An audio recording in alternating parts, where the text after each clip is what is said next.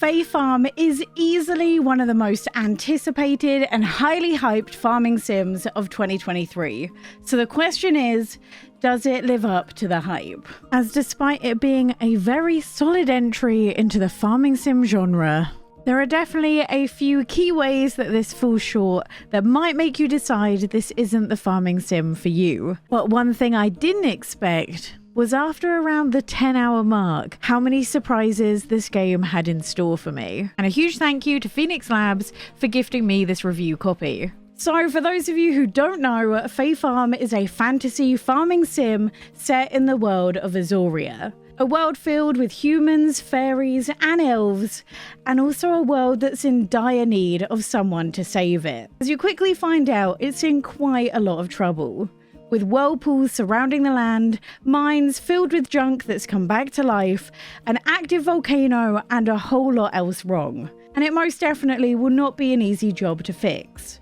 But as a thank you, the mayor gifts you a house and a plot of land before you set off on your very first adventure, with every quest you take on helping you to explore a little bit more of what this farming sim has to offer. But what Fae Farm truly excels at is giving you a purpose to your everyday farming sim life. Be it main story, side quests, relationship quests, each of which will get you to do different farming sim mechanics. And this really helped me to feel not too overwhelmed, as in Fae Farm, there's way more than you thought to do, especially once you make it past Chapter 4. You see, for the first 10 hours, you're just presented with this starting town. And honestly, even with just this, I thought there was so much that you can do. Now, I did notice that there were blank portions on the map, but I just assumed those were going to be the 2 other dungeons left to explore. And I was honestly happy with what the game had to show me so far. I had 2 houses to decorate, I had a beautiful farm to take care of along with its animals, and a number of different NPCs to befriend and romance. But never have I been so happy to be proven absolutely wrong. Now, I'm not going to show too much footage of the other areas. In fact, there's one whole area I'm not going to show you about at all, as I honestly don't want to take away from the experience of seeing it for the first time. But once you go and get your very first pair of fairy wings, the world of Eeowna opens up to more than just the one single town. And if you thought the first town was pretty, then you're definitely gonna love what you get given in the next chapters. From my understanding, the game has 8 chapters, the first of which is just a tutorial that takes around half an hour maximum. And chapters 1 to 4 almost entirely take place in the initial area, which teaches you all about all the mechanics like farming, animal care, potions, processing, and more. But once you finish Chapter 4, you get access to your very first brand new area. And basically, once you finish clearing the entire thing up, you get given a brand new town.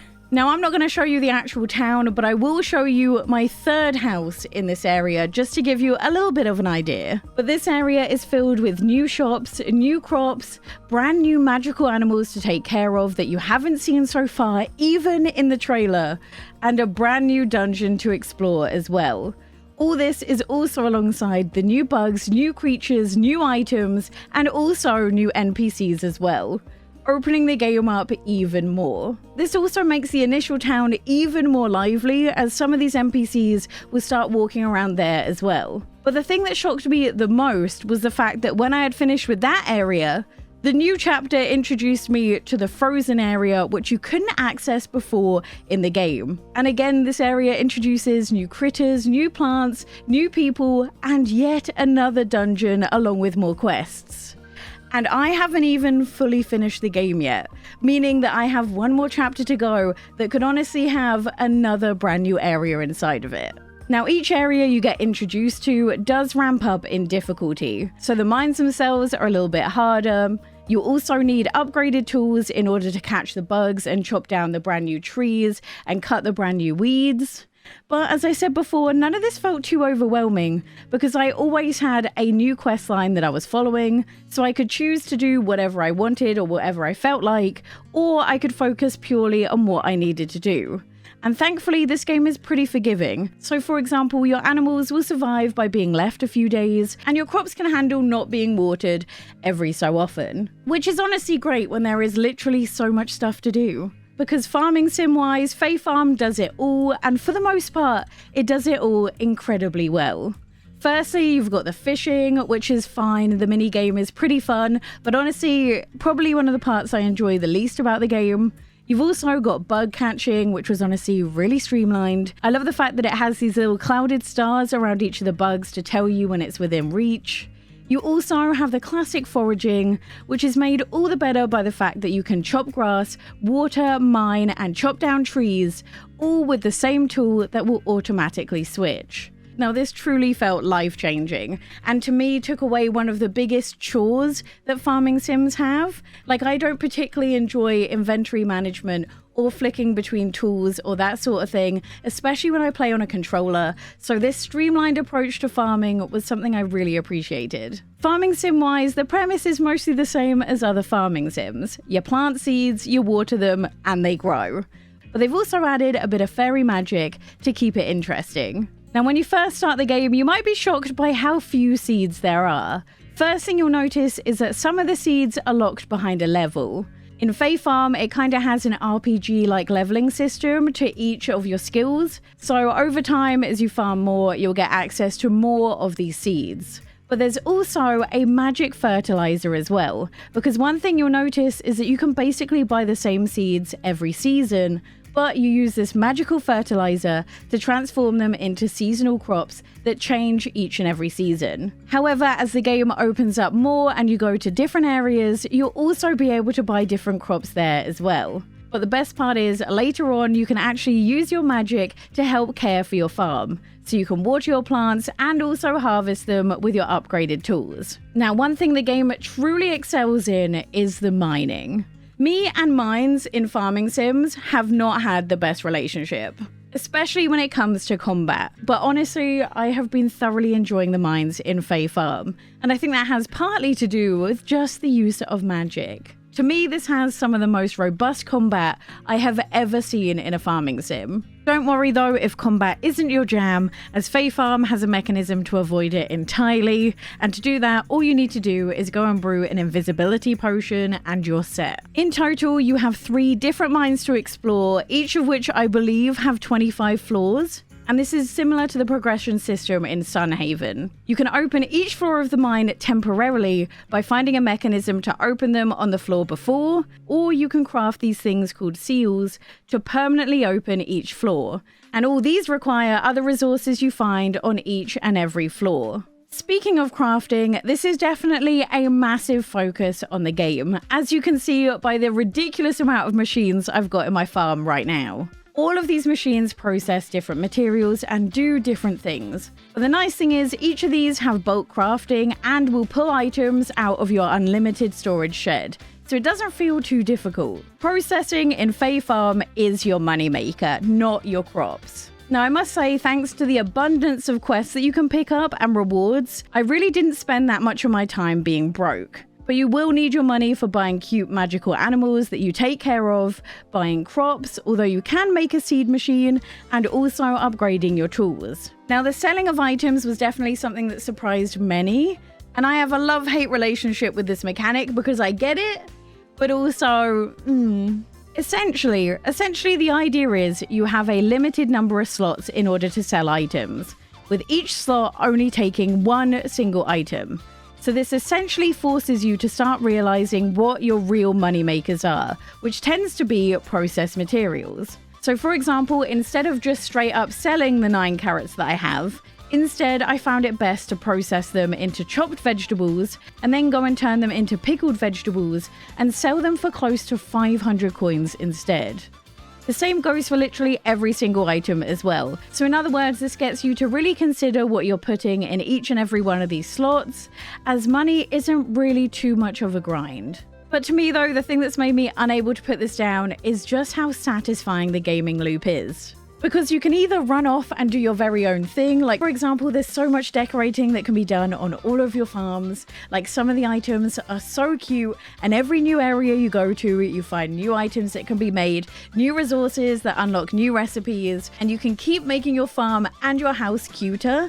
Not to mention the fact that decorating your house has some benefits when it comes to how much health, mana, and stamina you can have. But if you're the type of person like me who needs to be given something to do in order to have fun, you will never be short of quests. Because not only are there main story quests, there's also side story quests as well. Then you have relationship and friendship quests, and then also something called job quests as well. These are quests that are set by different NPCs who all have different types of quests. So like, for example, the person that gave you your net will have a bunch of quests all to do with catching different bugs and critters. And each level ramps up in difficulty a little bit more, with there being absolutely tons of job quests that you can do. So just simply running around and exploring everything. This is the type of game where you'll tell yourself you're going to sit down and play 5 minutes, and next thing you know, 3 hours have passed and you don't know where the time went. So that's everything I've been loving about Fae Farm.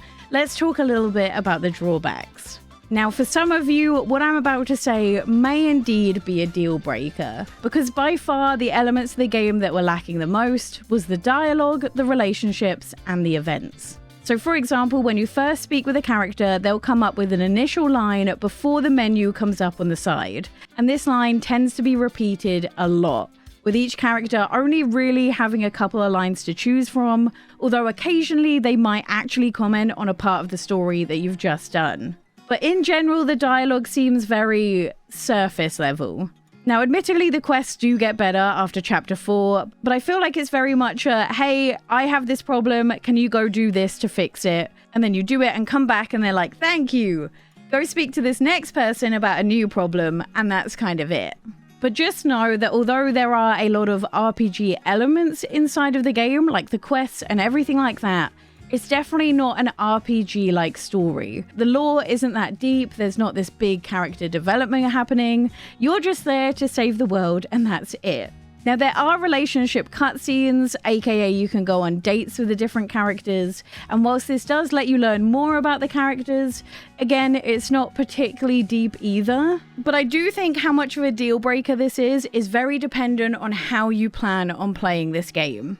Now, don't get me wrong, I've had an absolute blast playing this before I go to bed, but this, for me, is the perfect game to play while watching TV or movies, which is honestly the main way I play games at the moment. There will always be a place in my gaming repertoire for story-heavy or cutscene-heavy games, but there's a bigger place for those games that are a bit more chill, or something that I don't really need to think that hard about, and a game that easily sets out the goals for you. So for example, if I played this right before I went to bed and could barely remember it the next day, I could easily pick this up, see what quest I was doing, and go on my way. Also, I am very much someone who doesn't tend to date in farming sims.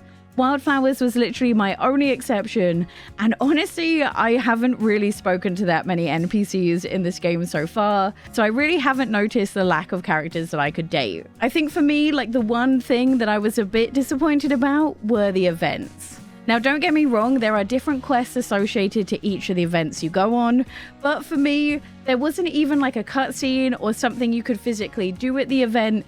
It was literally just the town hall and the town dressed up a bit differently. You finish your quests and they say thank you, and that's it. Again, the events only happen 4 times a year. I don't know if the events change in year 2 when you've unlocked different areas, but that to me was the first time that I was like, oh, I kind of wanted more. The only other thing that slightly annoyed me was the lack of ability to display more than one quest at a time, and also the fact that you could only have one active job quest at any one moment. Considering there was at least 10 different people handing out job quests, this felt kind of annoying that you couldn't work on more than one at once, as if you activated a new job quest, all your progress for the previous one would be wiped, which is especially frustrating when some of them are actually pretty long. Now, in terms of how this runs on the Switch, everything you've seen so far is Nintendo Switch footage, and the Switch runs a fairly solid 30 FPS, but the PC version is 60, or I think you can even set it higher if your graphics card can handle it, but the PC version is definitely more crisp and also a lot more smooth when compared to the Switch. Now, it is worth noting the Switch did have a few frame drops every now and again. Other than that, though, it was pretty solid. So let's get on to, is Fae Farm worth the price? So for the base game itself, the £35 that you can buy it for on Steam, I'd say yeah, as long as you're fine with the sacrifice of relationships, events, and a bit of the dialogue. Other than that, I think this is an incredibly solid farming sim, and this is the closest to a AAA farming sim I think we've been in a very long time. However, it is hard to say if the deluxe version is worth it as it stands, mainly because we just don't know what's in it. And if you didn't know, according to their Twitter account, everyone who buys the Nintendo Switch version of this game is inherently getting the DLCs included in the price. That being said, because of the price of the game on Steam at the moment, a lot of people have been noticing that buying the game physically, which also again includes the DLCs in with it, the price is considerably cheaper than it is on the eShop, with people in the UK saying they could get it as cheap as 40 quid at the moment. For that price, or a sale price, which I expect to happen very soon on the Switch to make up for this price difference, I'd say it's worth it. The full £50, like, go for it if you already know you're going to enjoy it, but it's a bit harder to recommend for that price. But I honestly want to make it clear, I am absolutely in love with this game. I haven't had this much fun playing a Switch game in a very long time, especially a game that makes me want to pick it up as often as I've been picking up Fae Farm. And genuinely, when I did my first impressions video, I could only go up to chapter 4, and I did not expect the game to ramp up and have this many surprises after chapter 4 had finished. So it was such a pleasant surprise to see everything this had in store. But if you want to see some more games that I got an early sneak peek at Gamescom, click this video here.